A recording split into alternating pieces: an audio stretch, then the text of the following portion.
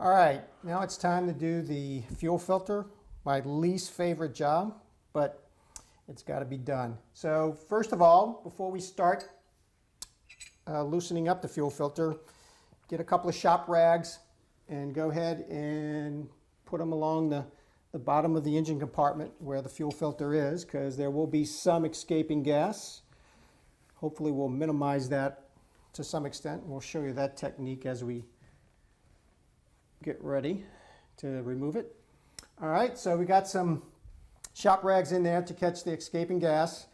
It's probably a good idea not to be smoking a cigarette when you're doing this, so keep that in mind. Or shooting any fireworks off for that matter. All right, so what I'm going to do first, I got to counterhole I'm going to start with the top nut first, which is a 19 millimeter wrench I will use, which will take care of this one here, but I have to counterhole it here with another 19 millimeter box wrench, and I'll put my 19 millimeter flare on top. And the reason I want to use the flare on top, so once that thing breaks loose, the flare will keep the wrench from just flying off into the engine compartment. So let's go ahead and start that. Those flare end wrenches are also handy to keep you from stripping or rounding off the nuts also. All right, so there's my box to counterhole the nut and then I'm going to put my flare. Make sure I got the right end in. Yep.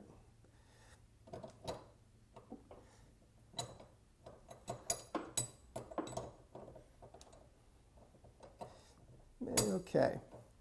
All right, so I'm going to hold the bottom box wrench in place as I start to loosen the top nut on top of the fuel filter. So here we go. Okay, that broke. So I should be able to finger tight it off.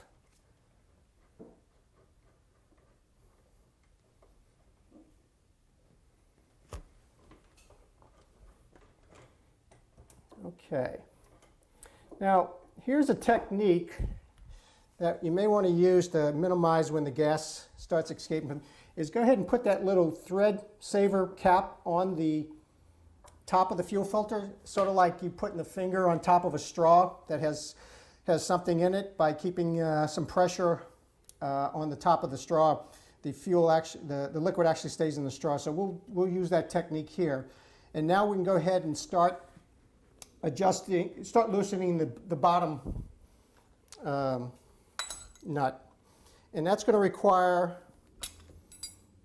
once again, another 19 millimeter box to counterhole the nut in place as we loosen the bottom one. Now that's going to take a 17 millimeter flare for the bottom one. So you still use the 19 millimeter one to hold it, but then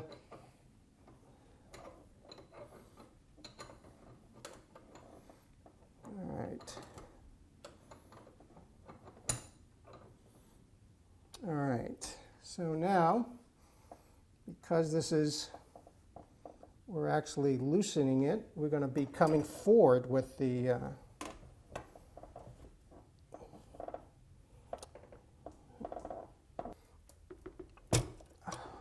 okay, that one broke.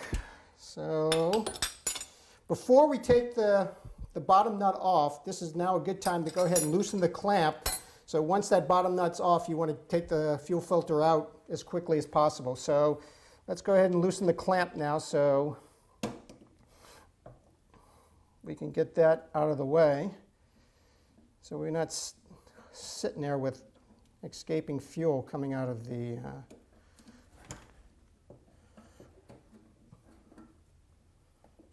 all right, remove the clamp. All right, so now we're going to loosen the bottom. Keep the fuel filter as straight up as possible to minimize the amount of escaping gas as possible.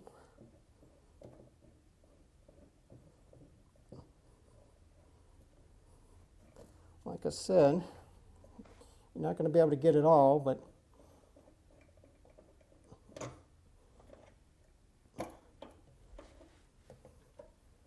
all right. Okay, it's now out. All right, here's the new fuel filter that we're going to install.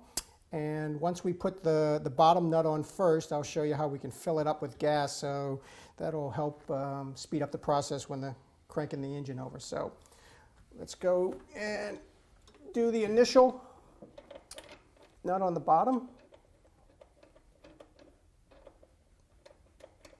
Get that one started by hand.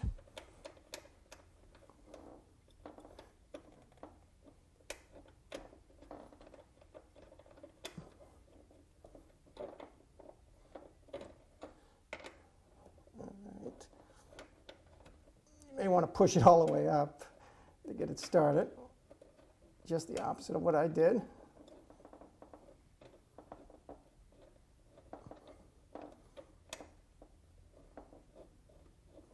Okay. All right. Get it hand tight as much as possible. All right. Let's go ahead and put the clamp back on so we can secure the filter.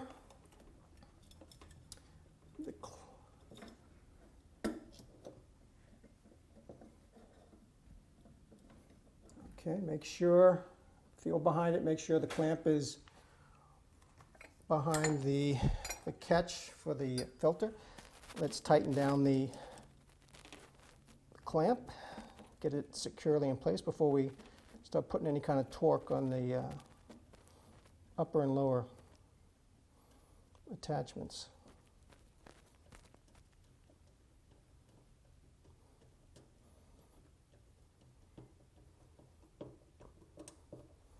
All right, fuel filter seems pretty secure.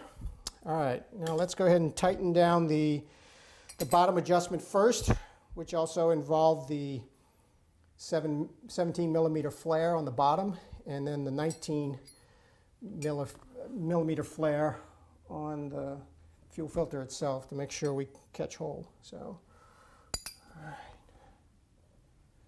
So,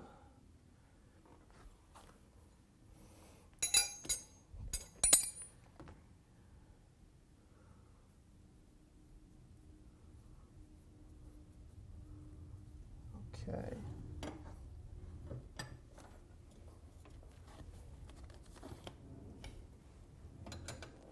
19 millimeter box on top, and then okay. Give it a good snug fit with the 17 millimeter flare. Once it gets back on.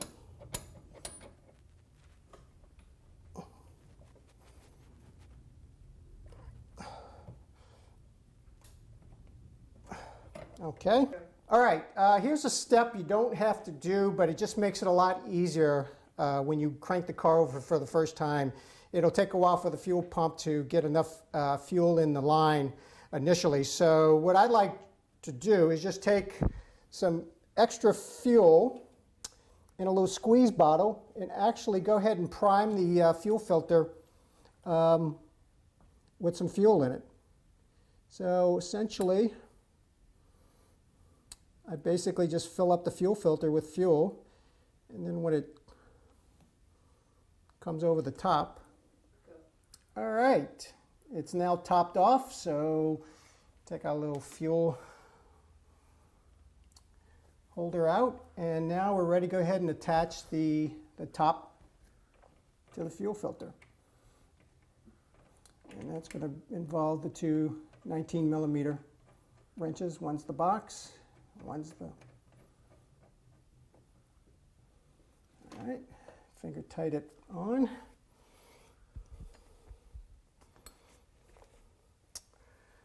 Okay, car.